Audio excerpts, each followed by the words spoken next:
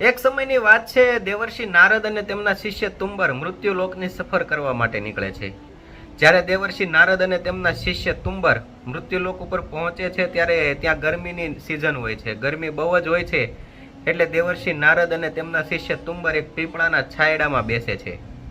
જ્યારે બંને ત્યાં બેઠા હોય છે એટલી વારમાં જ ત્યાંથી એક કસાઈ નીકળે છે ને તેની સાથે 25 થી 30 બકરા હોય છે.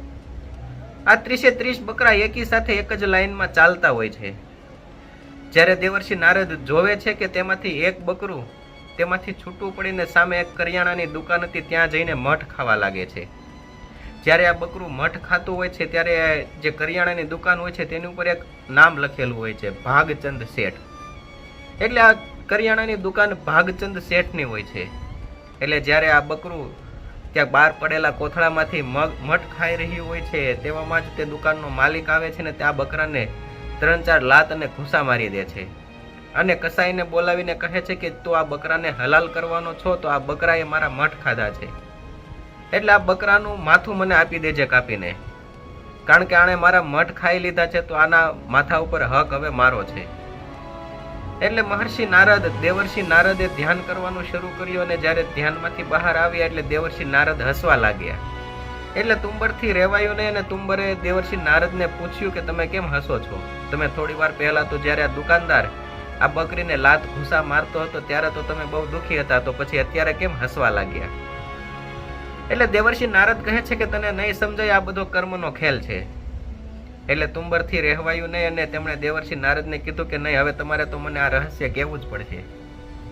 એટલે દેવર્ષિ નારદ તેમને આખી કહાની સમજાવે છે કે જે આ બકરો છે તે જ આ ભાગચંદ શેઠ છે.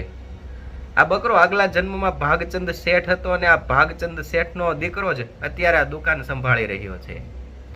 એટલે જ્યારે ભાગચંદ શેઠે આખી જિંદગી કમાઈને પોતાના દીકરા માટે આટલું બધું ભેગું કર્યું, આ કરિયાણાની દુકાન બનાવી, અને હવે આ બીજા જન્મમાં જ્યારે આ બકરો પોતાની દુકાન સમજીને ત્યાં ખાવા જાય છે તો તેને 4 દાણા મઠના પણ નથી મળતા, અને ખાવા તો નથી મળતું પણ પરંતુ ઉપર જતા તેમને લાત અને ઘૂસા ખાવા પડે છે.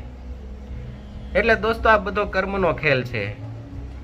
એટલે દેવર્ષિ નારદ કહે છે કે આ જે ભાગચંદ શેઠ હતા તેમણે આખી જિંદગી બધાને લૂંટીને બધું ભેગું કર્યું. ક્યારેય કોઈ તેમની દુકાન ઉપર ગરીબ માણસ આવતું કરિયાણું લેવા માટે તો ક્યારેય તેમણે તેની સહાય પણ નહોતી કરી. એટલે આ જન્મમાં બકરો થયો અને બકરાને એવું લાગ્યું કે આ મારી દુકાન છે, મેં આટલી મહેનતથી આને બનાવી છે તો આ દુકાનની સાથે મારો સંબંધ છે તો હું ખાઈ શકું આ મઠને.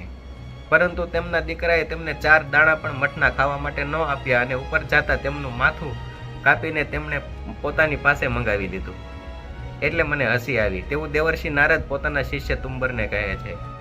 એટલે દોસ્તો આ કહાનીનો સાર એ છે કે જ્યારે આપણે જે કોઈ પણ પ્રકારનો ધંધો કરતા હોઈએ તેમાંથી અમુક ટકા ભાગ આપણે દાન કરીએ તો આપણા ધંધા માટે, આપણા જીવન માટે એક સારું કર્મનું આપણે આયોજન કરી શકીએ છીએ. ક્યારેય કોઈ જરૂરિયાતમંદ આપણા ધંધા ઉપર આવે, ક્યારેય એને જરૂર હોય આપણા બિઝનેસમાંથી કોઈ પણ પ્રકારના કાર્યની, તો આપણે સહાયરૂપ બનીએ તો તે સારું કહેવાય.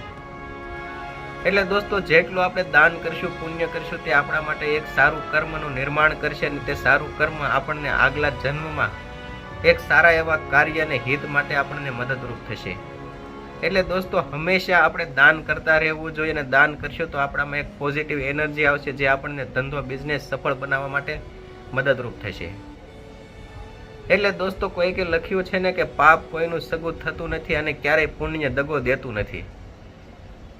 પાપ છે તે ક્યારેય કોઈનો સગો નથી થતો. તમે પાપ કરેલું છે તો તે તમારે ગમે ત્યારે ભોગવવું જ પડશે, અને જો તમે પુણ્ય કર્યું હશે તો તે ક્યારેય તમને દગો નહીં દે, તે ગમે ત્યારે તમારી સહાયમાં આવીને ઊભું રહેશે. એટલે દોસ્તો આપણે ભેગું સેંકડો હાથોએ કરવું જોઈએ અને તેમાંથી આપણે દાન હજારો હાથોએ આપવું જોઈએ. એટલે જો દોસ્તો તમને આ કહાની સારી લાગી હોય તો અમારા વિડીયોને લાઈક કરજો, શેર કરજો અને સબસ્ક્રાઈબ કરજો અમારી ચેનલને. થેન્ક યુ દોસ્તો.